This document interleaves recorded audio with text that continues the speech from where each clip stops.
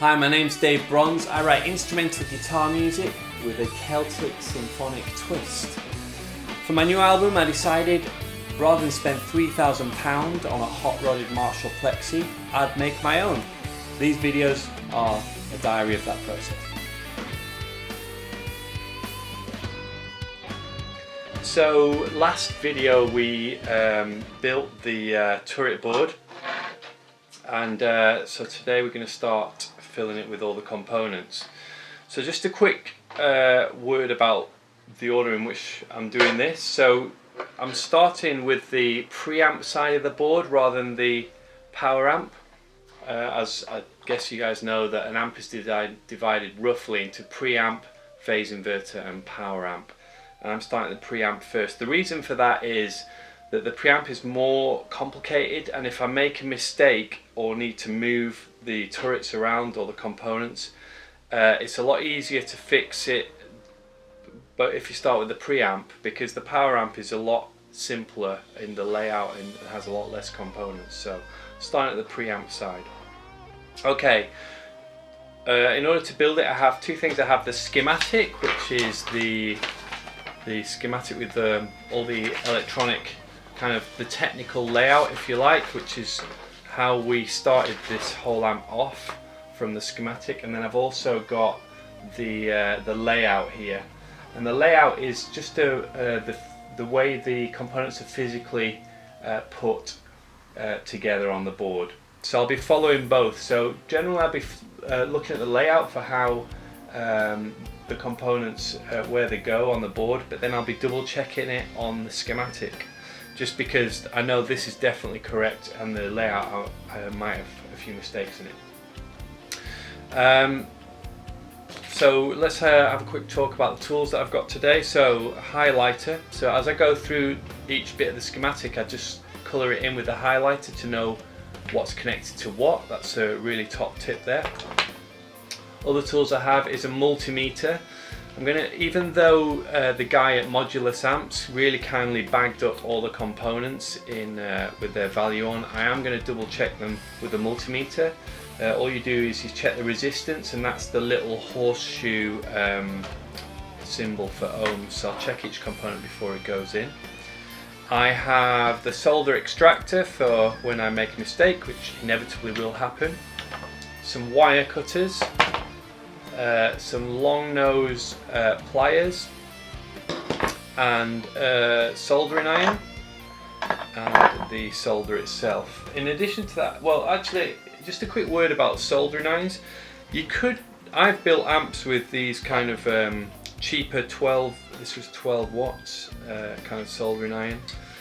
I really, and also obviously you could just go out and spend, I don't know, £10–15, $20 on a soldering iron. I really recommend spending a bit more and getting one that is a variable heat one. I'm just going to see if I can get into this camera like that. Having a variable heat one is really useful, firstly because sometimes with the lower wattage ones, some of the bigger components are really hard to solder, which is really annoying and frustrating. The second thing is some of the more sensitive components you can fry if you have them too hot, although in a tube amp that's not so common, but if you're building a pedal that there's a danger of that. So having a variable, I think this was like about £40, which would be about $50. If you plan on doing a lot of electronic projects, definitely worth getting one of those. So first things first. Oh, one more thing, when using your soldering iron, really important to tin it.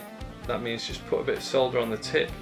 If not, what happens is the tip hardens and oxidizes and it doesn't work anymore. The solder just drops off it and doesn't work anymore. So that's the first turret. All I'm doing is heating the solder around the turret here, and then I'm looking for a nice silver joint, not a dull one, because if you dull that means you might have a dry joint, and that'll be bad because you'll, especially on valve 1, you'll get all sorts of problems later on. So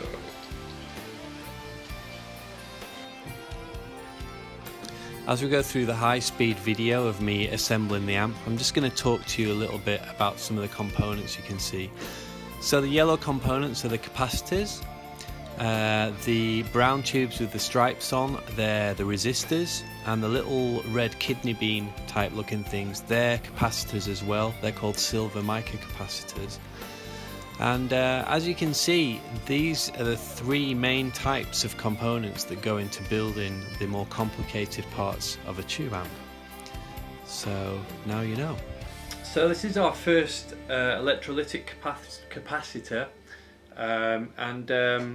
basically you put one of these capacitors in at the power node to smooth out the power that's supplied to the preamp. It basically cuts down on noise and hiss and all sorts of things, because it just smooths out the current, the AC current.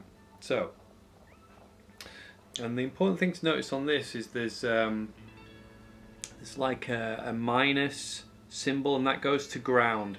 So for us, everything on this side of the board is going to be connected to ground, and everything on this side is connected to the power, the high voltage that comes in. So it's important to get this one the right way around. And this, by contrast, this here is a non-polarized capacitor. Just jumped a little resistor on the top, and this you can connect up anywhere you like. It doesn't matter which end faces ground at all. So that's pretty cool.